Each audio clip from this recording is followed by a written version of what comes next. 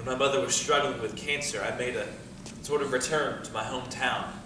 In doing so, I was thrust back into my past, which I had so conveniently forgotten.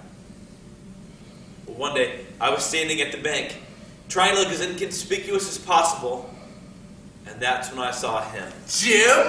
Jim Anthony? Yes, it was George Gekstrom.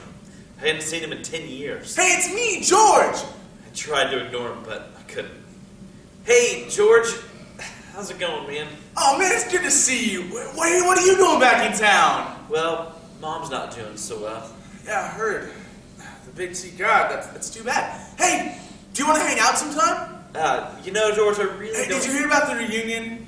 We could get together. We could grab a couple beers. We could catch up. George... Hey, I got an idea. We could go together. In a platonic sort of way, of course.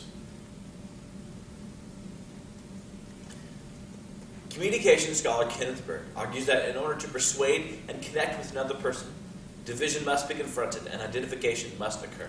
The following duo examines the often silly things that divide us when we lack awareness and teaches us that we can only grow when we find common substance between one another. Plan B. By Aaron Meyer. Hey, so what's new with you?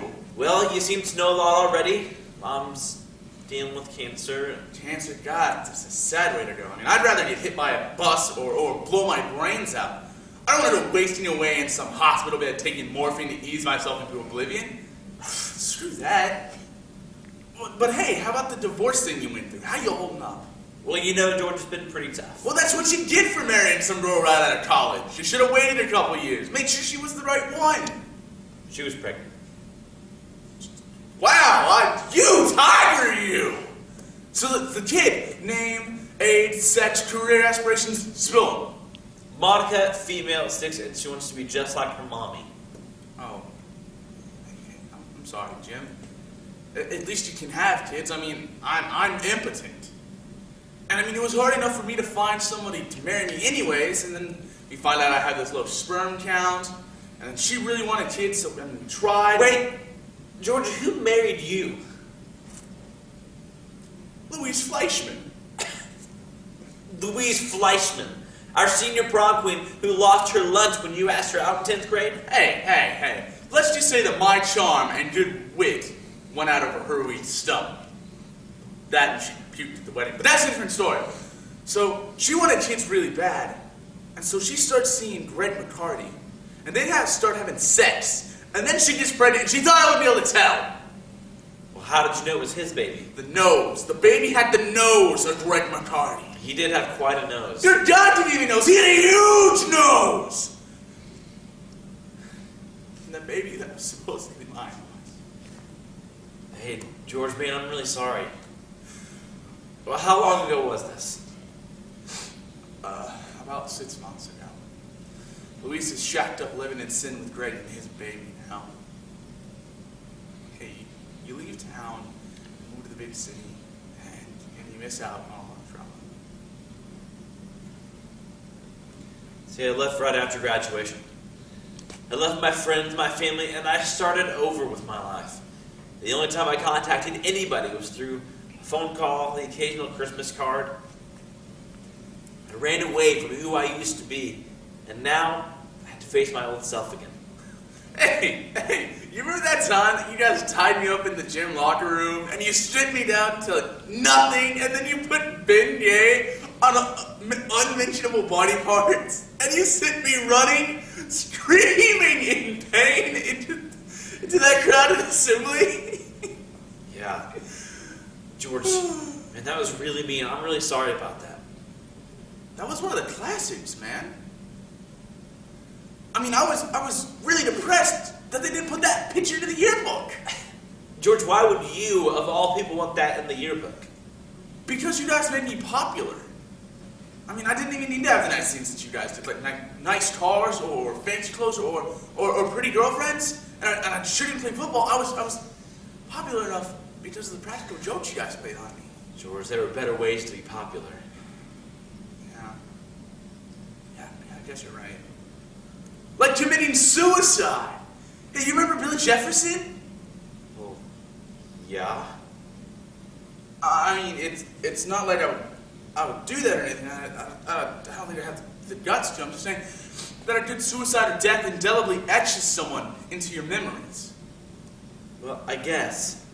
Well, but I don't want to remember someone living that way, though. I don't want to remember Mom for the way she is now, but for the good times. Oh, Mom. Doctors give her a few months at best.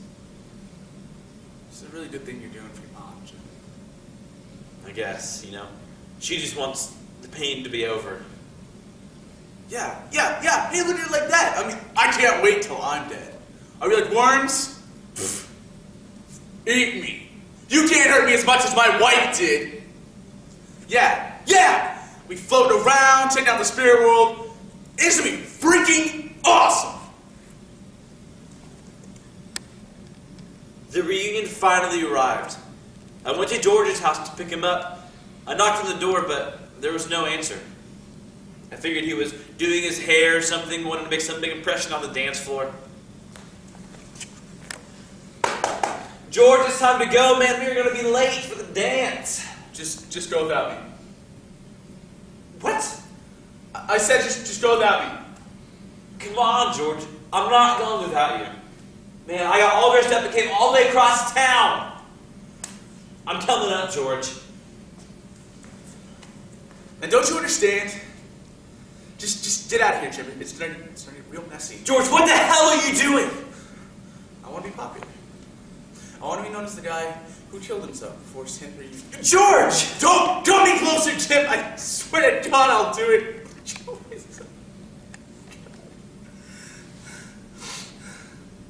I want to be known. George, this is bullshit. I mean, you wouldn't do this in high school when we hated you, and now you have a friend. Are you my friend? Oh, good old George, he'll listen, right? Well, both of my friends, then just leave. I'll appreciate it. I'm not leaving. George, I don't care if I have to mop up your brains off the floor. I'm not leaving you. Man, just do something decent for me for once. I'm trying. George, you need to give me the gun. I'm about to lose Mom. I can't lose you two.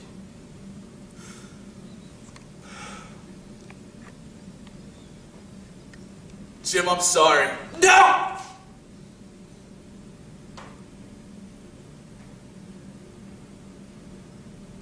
I'm not dead, am I? No. And the walls, they're pretty clean, aren't they? Oh God, this is the wrong gun. Such an idiot. What gun is it? This is the Plan B gun. The Plan. I must have switched it for the Plan A gun. The Plan B gun? Plan B was to get up in front of the class of 79 and pretend to kill myself. Plan A was to actually kill myself here at home. George, where's the Plan A gun?